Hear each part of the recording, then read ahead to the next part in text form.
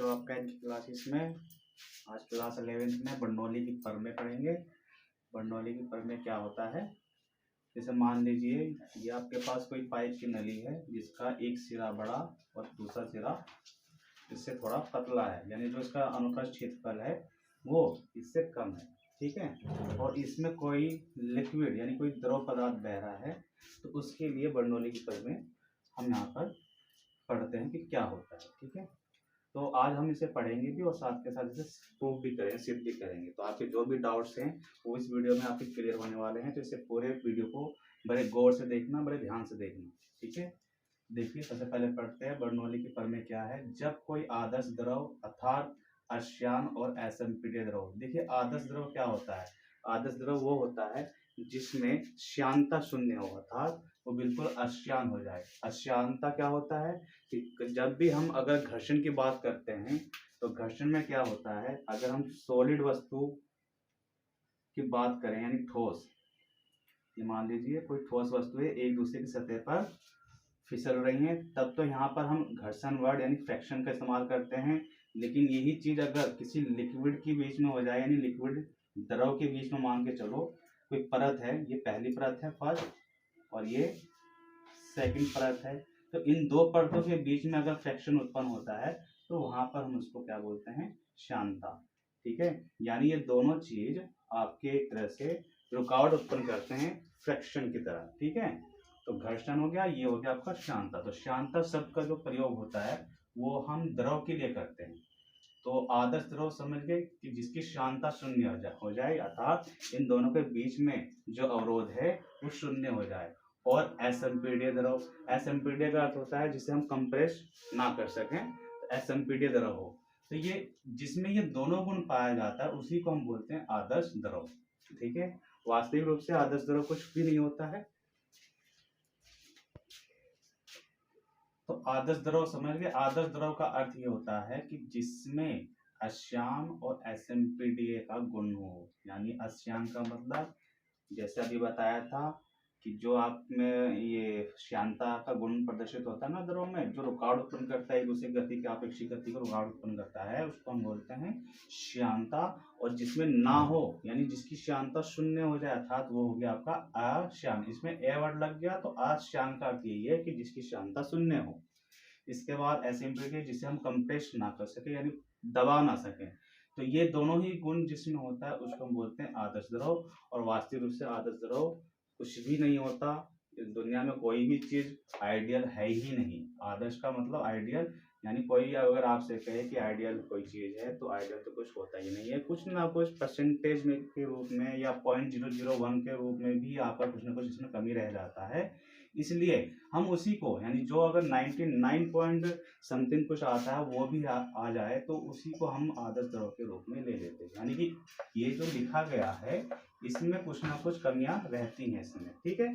तो चलिए हम उसी को मानकर चलते हैं कि मान लिया हमारे पास कोई आदर्श द्रव है जिसकी श्यानता शून्य हो और जो असंपीड्य हो।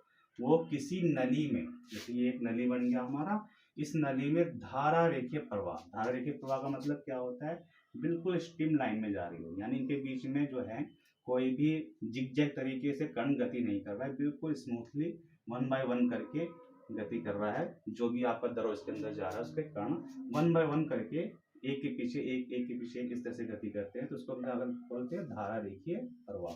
तो धारा रेखीय प्रवाह में बहता है तो उसके मार्ग के प्रत्येक बिंदु पर एकांक आयतन की कुल ऊर्जा।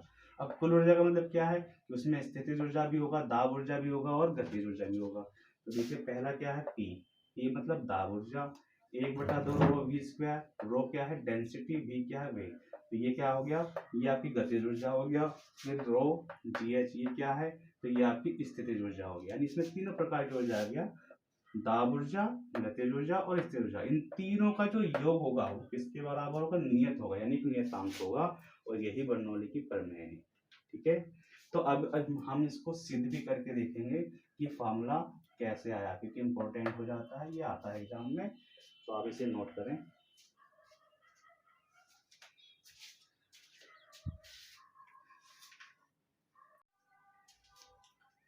चलिए अब बर्नौली की प्रमेय हम सिद्ध करेंगे। जैसे कि अभी हमने कुछ समय पहले पढ़ा था कि बर्नौली की प्रमेय क्या थी, P plus 1/2 rho V square plus rho G H is equal to नियतांक, यही आया था ना हमारे पास। तो इसी प्रमेय को हम सिद्ध करके देखेंगे कि किस तरह से सिद्ध होगा। तो सबसे पहले 1 बाय 1 करके चलेंगे। पहले क्या है, दाब, P क्या है, P जो है वो है आपका दाब ऊर्जा, ठीक है। तो पहले हम दाब ऊर्जा निकालेंगे। अब दाब ऊर्जा निकालने के लिए देखिए, सबसे पहले हम बात करेंगे एक्स सिरे, ठीक है। एक्स सिरे पर दाब कितना हुआ, तो एक्स सिरे पर जो दाब होगा, दाब का फॉर्मूला क्या है, पी। पी बराबर क्या होता है, एफ अपॉन ए होता है ना, हम पीछे पढ़ चुके हैं। तो P बराबर एफ अपॉन ए। तो जरा इससे F का मान निकाले, क्या आएगा, तो F बराबर क्या हो जाएगा, P इंटू ए। क्योंकि हम एक्स सिरे की बात कर रहे हैं, तो एक्स सिरे पर A क्या है आपका, A1, P क्या हो जाएगा, तो P1 मान लेते हैं, ठीक है। तो ये आपका जो है क्या हो जाएगा, F1 आ जाएगा, ठीक है। यानी सब में 1 1 मान लीजिए, एक्स सिरे के लिए 1 1 और वाई सिरे के लिए 2 2 लेके चलना है। तो एक्स सिरे पर जो दाब आया वो हो गया P बराबर एफ अपॉन ए, और इससे हमने बल निकाल लिया F1 is equal to P1 into A1। अब देखिए क्या करना है, या अब यहाँ पर आगे लिखेंगे कि एकांक आयतन, एकांक आयतन द्रव द्वारा एक्स सिरे, ठीक है, एक्स सिरे की बात चल रही है ना, तो एक्स सिरे पर किया गया कार्य निकाल लेते हैं। एक्स सिरे पर किया गया कार्य, इसको हम क्या मान लेंगे, एक्स सिरा है तो 1 मान के चलेंगे, यानी W1 आ जाएगा। अब कार्य बराबर क्या फॉर्मूला आता है, तो बल गुणा विस्थापन, विस्थापन विस्थापन। तो विस्थापन कितना आया, क्योंकि बल तो हमें पता है, बल हो गया हमारे पास P1 इंटू A1, यानी बल की जगह हम सीधा ये लिख देते हैं, और इंटू विस्थापन। अब विस्थापन के लिए हम एक काम करते हैं कि हम ये मानकर चलते हैं कि हमारा जो एकांक आयतन है वो 1 सेकंड में कितनी दूरी तय करता है, V1, ठीक है। तो हम विस्थापन में सीधा V1 ले लेंगे और यहाँ पर रीजन लिख देंगे इसका, चूंकि 1 सेकंड में एकांक आयतन, एकांक आयतन का द्रव कितने v वेग से चल रहा है, तो V1 कर दीजिए, V1 दूरी या V1 विस्थापित होता है, सीधे लिख दीजिए V1 विस्थापित होता है, ठीक है। ठीक, अब इसको जरा सा समझ लेते हैं कैसे होता है। देखिए हम फॉर्मूला जानते हैं कि जो आपके पास वेग, अगर हम वेग की बात करें तो वेग बराबर क्या आता है, फॉर्मूला विस्थापन बटा समय, विस्थापन बटा समय। ध्यान से समझिए, अब वेग तो हमारे पास है V1, क्योंकि एक्सरे की बात कर रहे हैं, विस्थापन हमें निकालना ही है, और समय हमने पहले से क्या मान लिया, 1 सेकंड, तो यहाँ पर हमने 1 रख दिया। तो विस्थापन किसके बराबर आ गया, वेग के। विस्थापन किसके बराबर आया, वेग के, ठीक है, क्योंकि समय हमने एकांक मान लिया ना 1 सेकंड के लिए, तो विस्थापन आ गया V1, तो वही हमने यहाँ पर लिख दिया। तो W1 तो हमारे पास आ गया P1 A1 V1, ठीक है। अब इसी तरह से हम Y सिरे के लिए निकालेंगे, ठीक। तो Y सिरे पर किया गया, यानी द्रव द्वारा किया गया कार्य, आप लिख सकते हैं, आप इसे बना के, वाई सिरे पर द्रव, एकांक द्रव द्वारा, ठीक है, द्रव द्वारा किया गया कार्य।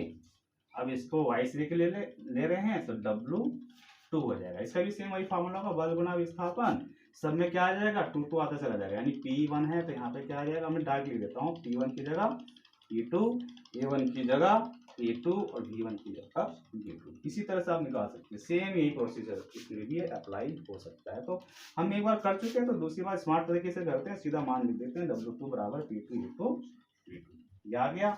अब अब हम इसे निकालना है क्या, नेट कार्य यानी परिणामी कार्य।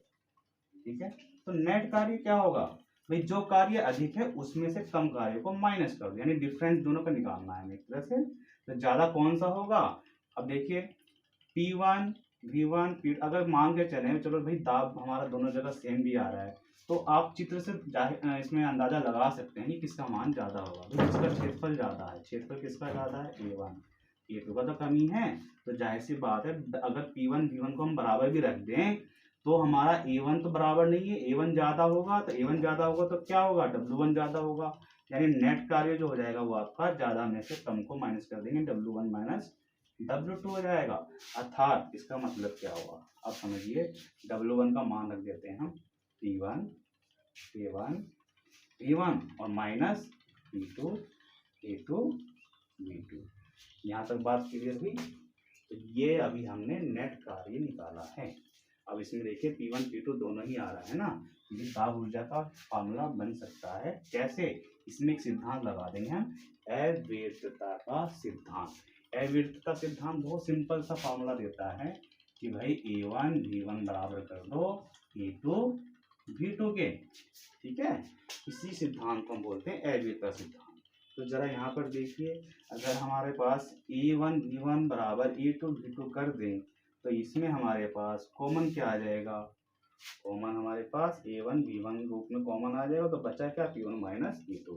ठीक है, इसे हम आगे करते हैं। अभी मैं ऊपर का ये मिटा देता हूँ।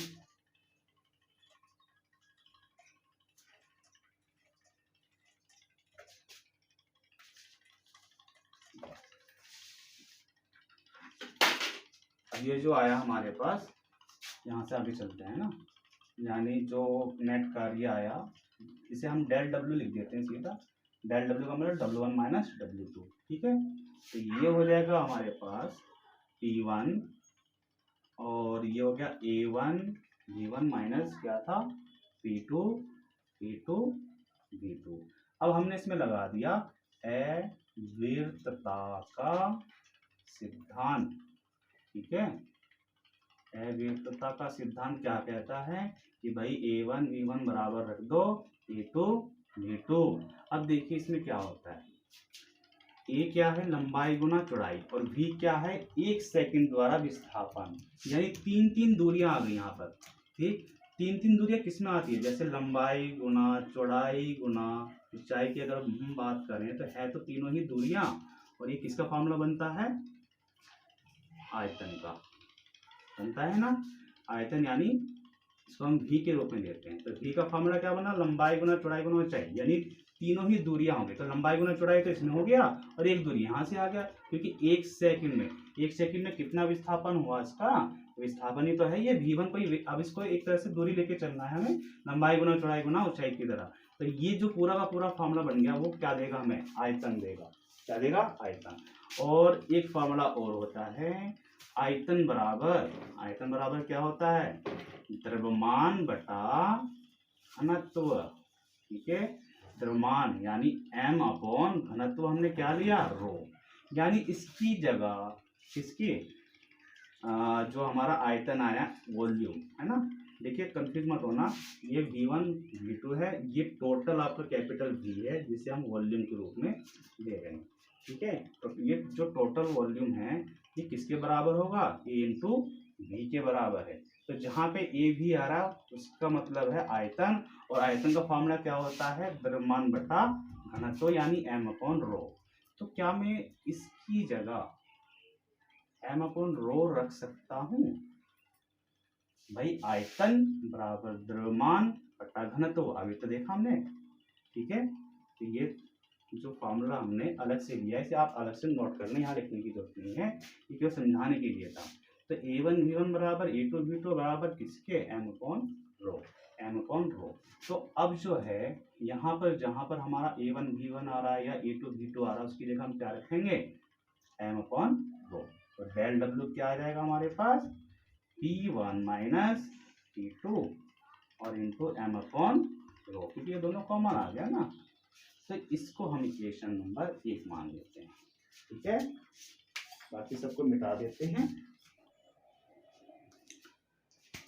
तो ये समीकरण एक हमने यहाँ लिख दिया है, del W P one minus P two M upon rho, ठीक है, जो अभी हमने निकाला था उसको हमने यहाँ लिख दिया। अब हम लिखेंगे एक्स सिरे पर गतिज ऊर्जा, ठीक है। तो एक्स सिरे के लिए गतिज ऊर्जा कितनी आएगी? तो गतिज ऊर्जा का फॉर्मूला क्या होता है? 1/2 एम वी स्क्वायर। लेकिन एक्सेल की बात हो रही है तो इस पर जो वेग है वो आपका 1 है, तो v1 स्क्वायर हो जाएगा। इसी तरह से हम निकालेंगे वाई सिरे के लिए। वाई सिरे के लिए गतिज ऊर्जा, इसका क्या फॉर्मूला बनेगा? तो ये हो जाएगा 1/2 एम वी स्क्वायर। लेकिन वाई सिरे पर जो वेग है द्रव का वो v2 है, इसलिए यहाँ पर भी v2 लग जाएगा, ठीक है। अब निकालेंगे हम गतिज ऊर्जा में हुई वृद्धि। गतिज ऊर्जा में हुई वृद्धि, तो कितना वृद्धि आएगा? तो हम क्या करेंगे, अधिक वाले में से कम वाले को घटा देंगे। तो देखिए इसमें वेग v2 ज्यादा होगा क्योंकि इसका क्षेत्रफल कम हो गया। यहाँ पे क्षेत्रफल ज्यादा था तो v1 कम हो गया। तो इसमें जो वेग ज्यादा होने के कारण ये वाला जो पार्ट है यानी वाई सिरे वाला, इसकी गतिज ऊर्जा अधिक होगी, ठीक है। तो हम क्या करेंगे भाई, 1/2 एम v2 स्क्वायर माइनस कर देंगे 1/2 एम v1 स्क्वायर से, ठीक है। यानी अधिक में से कम वाले को माइनस कर दिया, तो ये आपकी वृद्धि आ गई, ठीक। अब इसमें देखिए कॉमन ले लेते हैं, 1/2 एम कॉमन आ गया तो क्या बन गया, v2 square minus v1 square. इसे इक्वेशन नंबर 2 मान लेते हैं। अब क्या करें, अब हम निकालेंगे एक्स सिरे पर स्थितिज ऊर्जा। एक्स सिरे पर स्थितिज ऊर्जा, इसका क्या फॉर्मूला होता है? तो इसका फॉर्मूला होता है एम जी एच। अब एक्स सिरे के लिए एच का मान है h1, तो h1 लिख दो, ठीक। इसी तरह से वाई सिरे के लिए निकालते हैं हम, तो वाई सिरे पर स्थितिज ऊर्जा, स्थितिज ऊर्जा ये कितना आएगा? तो ये हो जाएगा आपका एम जी, वाई सिरे के लिए एच का मान है h2, तो ये हो जाएगा h2। अब इसमें भी हमें क्या निकालना है, देखिए इसमें तो होगी वृद्धि और इसमें हो जाएगी कमी, यानी स्थितिज ऊर्जा, स्थितिज ऊर्जा में कमी निकाल दीजिए। तो इसमें भी हम क्या करेंगे, अधिक वाले में से कम वाले को माइनस कर देंगे, डिफरेंस निकालना है। तो हमने एम जी एच, अब इसमें अधिक कौन सा है, तो h1 वाला अधिक है, तो एम जी h1 लेंगे और माइनस कर देंगे एम जी h2 से। अब इसमें देखिए कॉमन क्या आया, कॉमन आ गया हमारा एम जी और ये हो जाएगा h1 माइनस h2। इसे इक्वेशन नंबर 3 मान लेते हैं, ठीक।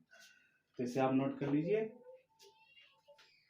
अब हम ऊर्जा में जो आपके कमी या वृद्धि आया उसे हम निकालेंगे, ठीक है। तो हम समीकरण 2 को बचा लेते हैं, समीकरण 3 को बचा लेते हैं यहाँ।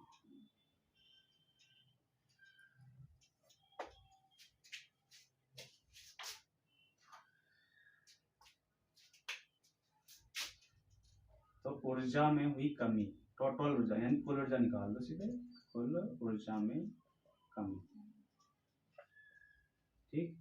तो क्या करेंगे भाई, जो आपके पास टोटल गतिज ऊर्जा में वृद्धि आई माइनस कर देंगे स्थितिज ऊर्जा में कमी के, यानी समीकरण सीधा लिखते हैं 2 माइनस कर देंगे समीकरण 3, तो ये आपकी जो है ऊर्जा में कुल कमी आ जाएगी। तो समीकरण 2 क्या आया था हमारे पास, 1/2 M v2 square minus v1 square, और जो तीसरी इक्वेशन आई थी माइनस लगा के इसमें लिख दो एम जी, इधर आ गया हमारा h1 माइनस h2, ठीक है।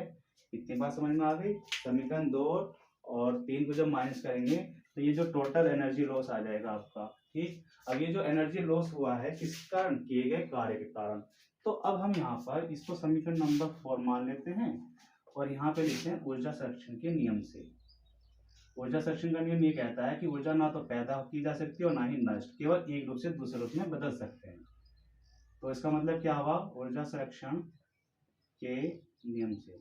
और इसमें एक चीज का और ध्यान रखना, कभी कभी एक क्वेश्चन भी पूछ लेते हैं कि बर्नौली प्रमेय में किस नियम पर आधारित है, तो कौन सा नियम आता है इसमें, ऊर्जा संरक्षण का नियम। ठीक है, तो इसमें हम लगाते हैं क्या कि भाई नेट कार्य, जो अभी हमने समीकरण 1 में देखा था नेट कार्य, ये नेट कार्य जो हमने किया तो उससे हमारा ऊर्जा लॉस हुआ कितनी, कुल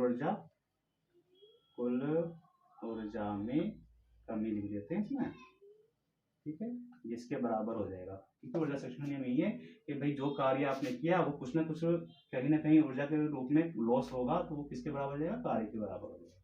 तो ऊर्जा संरक्षण का नियम इसमें लागू हो गया। अब देखिए समीकरण 1 और समीकरण 4 को लेके चलते हैं।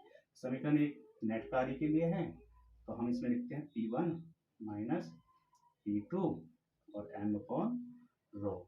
अब कुल ऊर्जा में जो कमी आई थी वो हमारी ये समीकरण 4 से पता चल रहा है, इसको ऐसे कैसे लिख दीजिए 1/2m, ये हो जाएगा v2² माइनस v1² माइनस का mg और h1 माइनस ये हो जाएगा आपका h2।